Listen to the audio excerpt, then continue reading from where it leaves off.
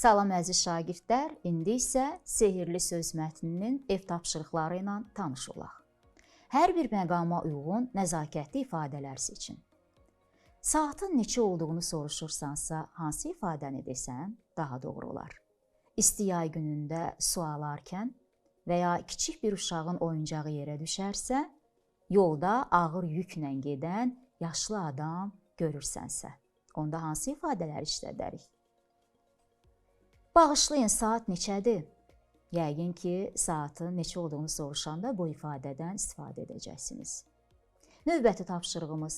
İçəri şəhər mətnində Aydınla Altayın qarşılaşmasını təsvir edin və sehirli sözlərdən istifadə edin. Sizcə onlar hansı sözlərdən istifadə edərdilər?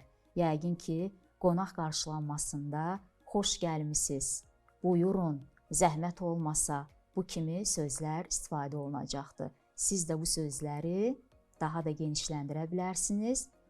Evdəki hadisələrə uyğun, məqamlara uyğun yeni nəzakətli sözlər artırıb qeyd edərsiniz. Növbəti tapşırığımız sehirli söz mətninin planını quraq.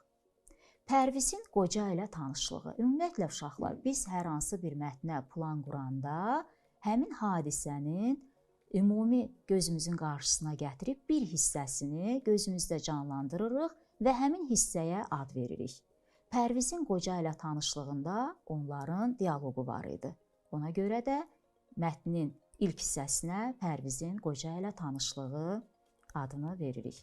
Bir də ən sonuncunu sizə deyirəm, sehirli sözün gücü. Hansı ki, Pərviz çox sevindi və qocanı axtarmaq üçün, ona təşəkkür etmək üçün parka qaçdı. Digər ikinci, üçüncü mətnin hissələrinin planını isə siz quracaqsınız. Sağ olun, gələn dərsimizə qədər.